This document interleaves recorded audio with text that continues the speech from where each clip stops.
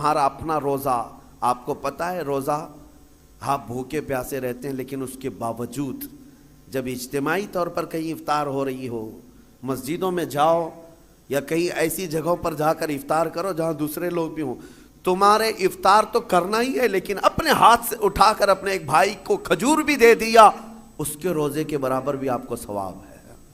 آج زکوٰۃ کا نظام پورا درہم برہم ہے، زکوٰۃ ہمارے ہاں نکالی جاتی ہے، لیکن نظام ایسا درہم برہم ہے، کہیں جا کر کے زکوٰۃ کا پیسہ جام ہو جاتا ہے، مستحقین ویسے کے ویسے ہیں۔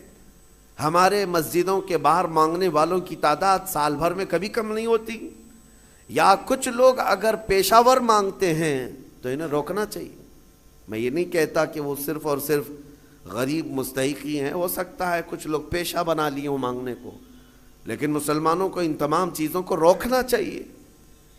اور ہماری زکوٰۃ کا جو نظام ہے، اللہ نے سب سے پہلے قرآن میں فرمایا انما الصدقات للفقراء والمساکین، سب سے پہلے زکوٰۃ کے مستحقین فقیر ہیں، مساکین ہیں۔ اور پھر یہ جو مدارس کا ہے، مدرسوں کو زکوٰۃ دے، ان کا نمبر قرآن پاک میں سب سے اخیر میں ہے، فی سبیل اللہ، یعنی جو اللہ کی راہ میں ہیں وہ طالب علم ہے۔ ہاں اگر وہ مستحق غریب ہے، فقیر ہے تو ٹھیک ہے، وہ بھی نمبر 1 پر زکوٰۃ لے سکتا ہے۔ لیکن آج ہمارے لوگوں میں ایک ذہن میں یہ بات بیٹھی ہے کہ زکوٰۃ صرف اور صرف ایک جگہ جو مدرسوں کو دی جاتی یہی ہے، وہ ایک حصہ ہے، آپ ضرور دیں، جو مستحق ادارے ہیں وہ دین کا نظام چلا رہے ہیں ضرور دیں، لیکن آپ آس پاس کبھی نظر نہیں کرتے، اپنے ارد گرد نظر نہیں کرتے۔ قرآن پاک میں ان فقیروں کا ذکر کیا گیا ہے کہ جو شرم کے مارے تم سے مانگتے نہیں، وہ حقیقت میں فقیر ہے، حیا کی وجہ سے تمہارے پاس ہاتھ نہیں پھیلاتے، وہ حقیقت میں فقیر ہیں، اور ان کو دینے پر اللہ نے تمہارے بہت بڑے اجر کا وعدہ فرمایا۔ یہ احساس آپ کو خود کو ہونا چاہیے۔ میں آج ایک مثال دوں، نبی پاک صلی اللہ تعالیٰ علیہ وسلم کا جو نظام ہے، سیدنا عثمان غنی رضی اللہ تعالیٰ عنہ کا جو مال تھا، حیرت ہوتی ہے آج بھی مدینہ طیبہ میں حضرت عثمان غنی کا اکاؤنٹ چل رہا ہے، آج بھی ان کے بینک کا کھاتہ چل رہا ہے، 14 صدیاں گزر گئی، ان کے نام کی جائیداد آج بھی موجود ہے، ان کا باغیچہ، ان کا کنواں جو انہوں نے خرید کر کے وقف کیا۔ جس کے پاس مال ہے وہ اگر اپنے سرمائے کو ریٹرن قوم تک پیش کرتا ہے تو اس کا مطلب یہ نہیں ہے کہ اس کا سرمایہ کم ہو جائے گا، تاریخ کی سچائیاں بتا رہی ہیں 14 سینچریاں گزر گئی لیکن ان کے مال میں ابھی بھی کمی نہیں ہے۔ مدینہ طیبہ میں ان کے نام کی پوری ہوٹل بھی ہے، وقف عثمان بن عفان، حضرت عثمان غنی رضی اللہ تعالیٰ عنہ کے وقف کی ہوئی چیزیں آج بھی مدینے میں موجود ہیں، اور سرمایہ کما رہی ہیں، آج بھی کما رہی ہیں۔ مدینہ طیبہ میں جب حضور تشریف لائے حالات کیا تھے؟ ایک ہی کنواں تھا میٹھے پانی کا، اور وہ بھی یہودی کے قبضے میں تھا، وہ پانی بیچتا تھا، تو پانی بیچا جاتا تھا۔ ظاہر سی بات ہے یہ استحصال آج بھی کچھ لوگ کرتے ہیں، جب ضرورت کی چیزیں نہیں ملتی مارکیٹ میں تو کچھ مالداروں کے پاس یہ چیزیں ہوتی ہیں، اور وہ لوگوں کو جو 10 روپے کی وہ 100 روپے میں بیچتے رہتے ہیں۔ یہ احتکار اسلام میں ناجائز و حرام ہے، لوگوں کی مجبوری کا فائدہ اٹھانا۔ جب تمہارے لیے ضرورت تھی، یہ 5 روپے کا ماسک جو ہے 50 روپے میں بھی بیچا جا رہا تھا، کیونکہ اب لوگوں کو ضرورت تھی، تو لوگوں کی ضرورت کو دیکھ کر کے اس کا منافع بڑھا دینا اور لوگوں کی مجبوری کا فائدہ اٹھانا، اسلام اس کی کبھی اجازت نہیں دیتا۔ جب مدینہ طیبہ میں آئے، ایک یہودی سب کو پانی بیچ رہا ہے، پینے کا پانی۔ صحابہ جو غریب تھے حضور کی بارگاہ میں آئے، عرض کیا کہ یا رسول اللہ صلی اللہ علیہ وسلم، اتنی غریبی ہے کہ ہم پانی خرید کر نہیں پی سکتے۔ حضور اکرم صلی اللہ تعالیٰ علیہ وسلم نے اعلان فرمایا، کوئی ہے ہم میں سے جو اس کنویں کو خرید کر کے اللہ کی رضا کے لیے وقف کرے اور مسلمانوں کو پانی پہنچائے، اس کے لیے اللہ تعالیٰ جنت کی پوری نہر عطا فرمائے۔ حضرت عثمان غنی کھڑے ہوئے، مال والے تھے، پیسے تھے، کہا کہ یا رسول اللہ صلی اللہ علیہ وسلم مجھے اجازت دیں، میں یہ سودا کرتا ہوں. گئے, لیکن ماننا بھی تو چاہیے. جو مالک ہے کنویں کا اس کے پاس آیا, یہودی تھا, اس سے کہا تو یہ کنواں مجھے بیچ دے, اور ریٹ لگانا شروع کیا. کتنا, جو تھا ہی نہیں اس وقت کا ریٹ. آپ نے 1000 درہم سے شروع کیا. 1000, 2000, 3000, 4000 درہم چاندی کے سکے کو کہتے تھے. 10,000 درہم پر بھی لگایا, وہ دینے کو تیار نہیں ہوا. کہا نہیں میں بیچوں گا نہیں کنواں. پھر حضرت عثمان غنی نے ایک راستہ ہی نکالا. کہا اچھا ٹھیک ہے, تو نہیں بیچے گا, پارٹنرشپ میں تو کر لیتے ہیں, آدھا آدھا کر لیں گے. تو آدھا مالک, میں آدھا مالک, ایک دن تو بیچ, ایک دن میں بیچوں گا. وہ اس بات پر راضی ہوا کہ کنواں تو میرے پاس ہی رہے گا, پارٹنرشپ میں لے لوں گا. 12,000 درہم چاندی کے سکے دے کر حضرت عثمان غنی نے کنویں کی آدھی ملکیت اپنے حاصل کر لی, آدھی ملکیت لے لی. اب اس کے بعد طے یہ پایا تھا کہ ایک دن یہودی کے قبضے میں رہے گا, ایک دن حضرت عثمان غنی کے قبضے میں رہے گا. اس کے قبضے میں جب ہے وہ پانی بیچے, جب ان کے قبضے میں ہو تو یہ پانی بیچے. حضرت عثمان نے آدھا پارٹنرشپ میں لیا اور مدینے میں آ کر اعلان کر دیا جسے پانی چاہیے وہ میری باری کے دن مفت میں لے جائے, جس کو اپنے پانی کی ضرورت ہے. مدینے کے غربا, مساکین اور سب اہل مدینہ حضرت عثمان کی باری کا انتظار کرتے. جس دن ان کی باری ہوتی سب پانی لے لیتے, اور جب یہودی کی باری ہوتی وہ مکھیاں مارتا بیٹھتا. کون خریدتا؟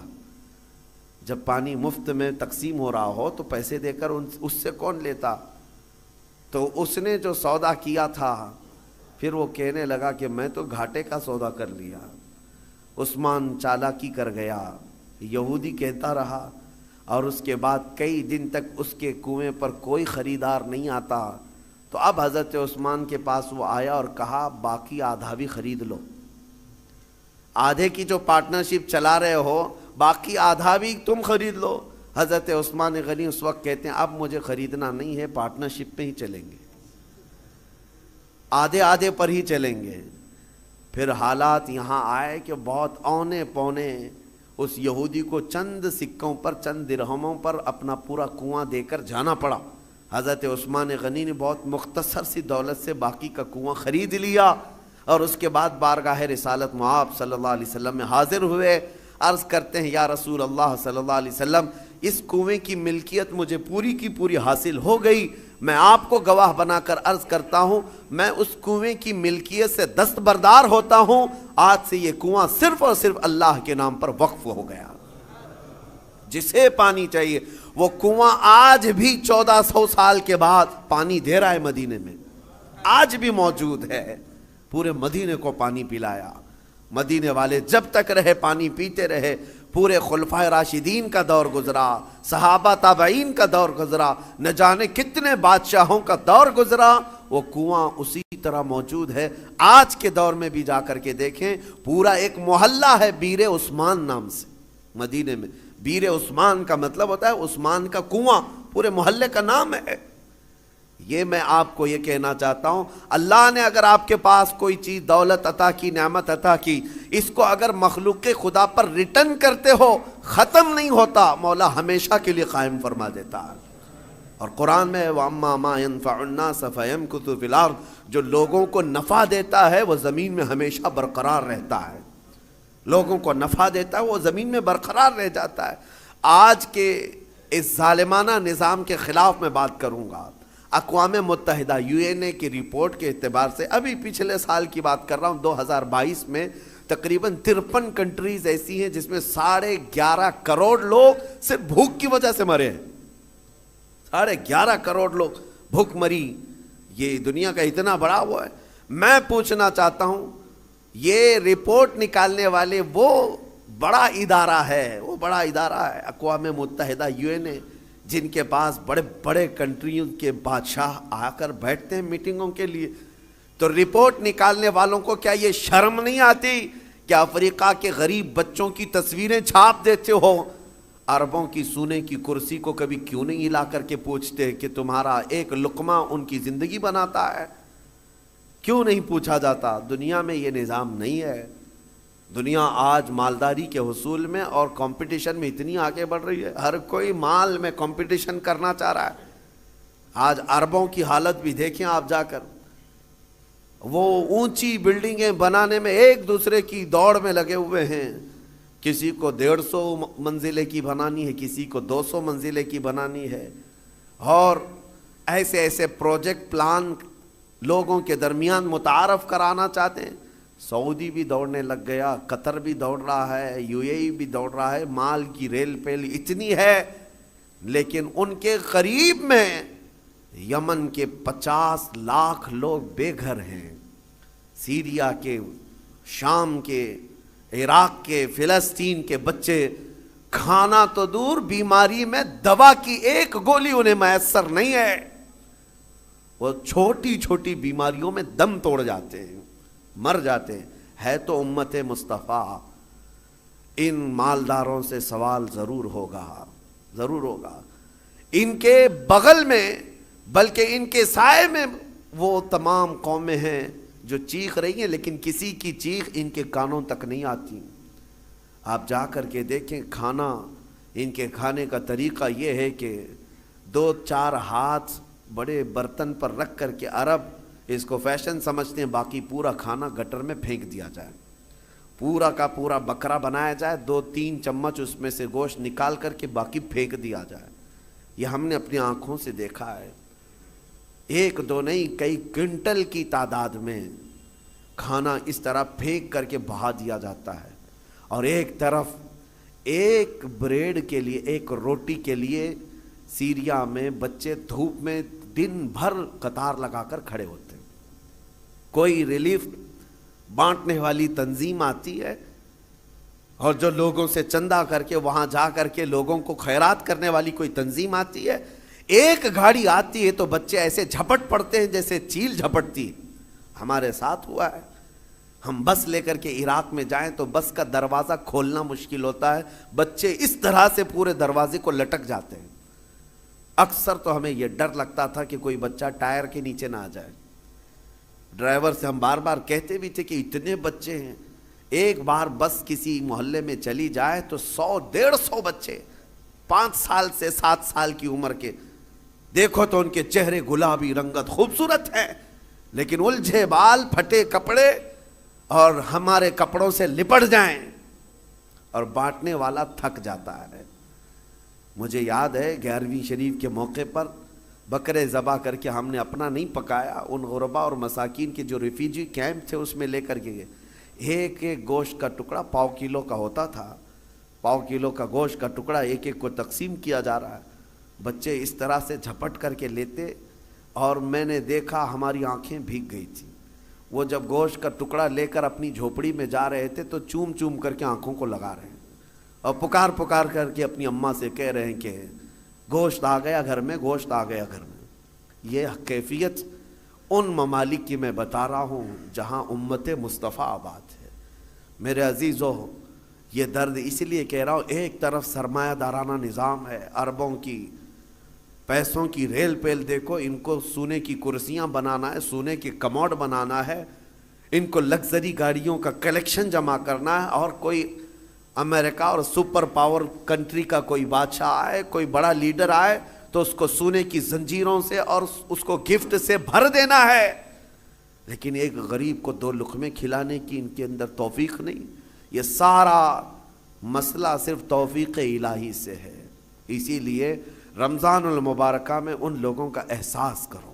اگر احساس نہیں ہے تو پھر جینے کا کوئی مقصد بھی نہیں ہے۔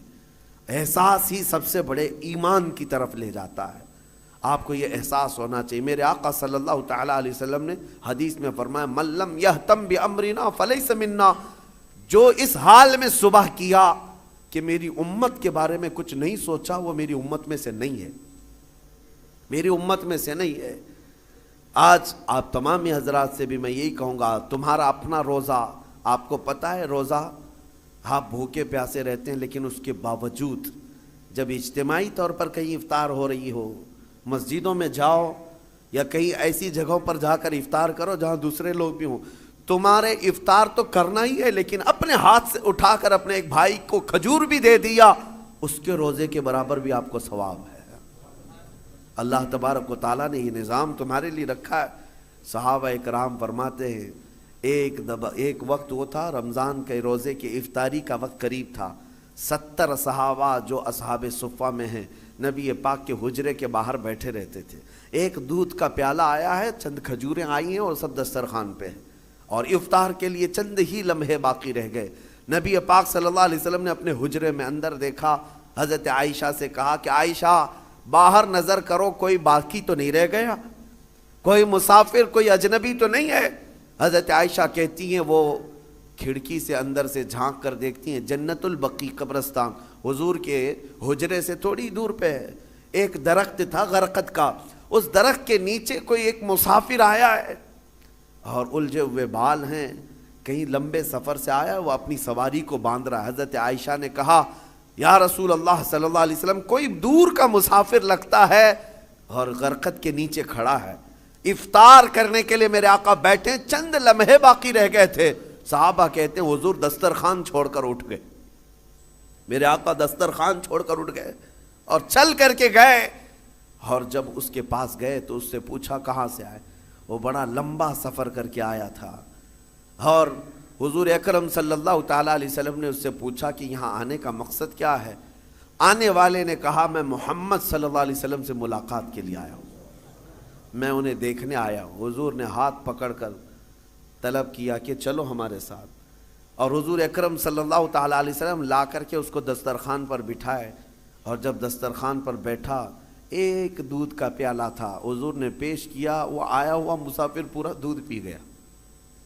یہاں کسی کے لیے سب روزے والے لوگ ہیں، دودھ پی گیا۔ نبی پاک صلی اللہ تعالیٰ علیہ وسلم مسکرائے، اور کھجور حضور نے اپنے منہ سے تھوڑی سی کھائی اور صحابہ کو دیا۔ صحابہ کہتے ہیں ساروں نے وہی کھجور کھائی، سبوں نے وہ کھجور کھا لی۔ اب اس کے بعد وہ بندہ پوچھتا ہے محمد کہاں ہیں، جو آیا ہوا ہے وہ کہتا ہے محمد کہاں ہیں۔ نبی پاک صلی اللہ تعالیٰ علیہ وسلم نے اس وقت تک اسے احساس ہونے نہیں دیا میں اللہ کا رسول ہوں۔ سب سے پہلے اس کا پیٹ بھر جائے، سب سے پہلے اس کی ضرورت پوری ہو جائے۔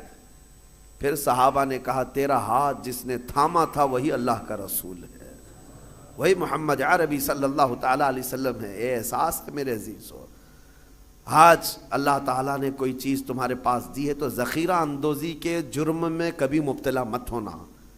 ذخیرہ اندوزی کا مطلب یہ کہ خزانے جمع کرتے رہو کرتے رہو۔ قرآن کہتا ہے والذین یکنزون الذهب والفضة ولا ينفقونها في سبیل اللہ فبشرهم بعذاب علیم۔ اللہ فرماتا جو خزانہ جمع کر رہے ہیں، سونا چاندی ذخیرہ کرو ذخیرہ کرو، تمہیں جتنا جمع کرنا ہے جمع کرو، لیکن اس کا حق ادا نہیں کیا، اس کی زکوٰۃ نہ نکالی۔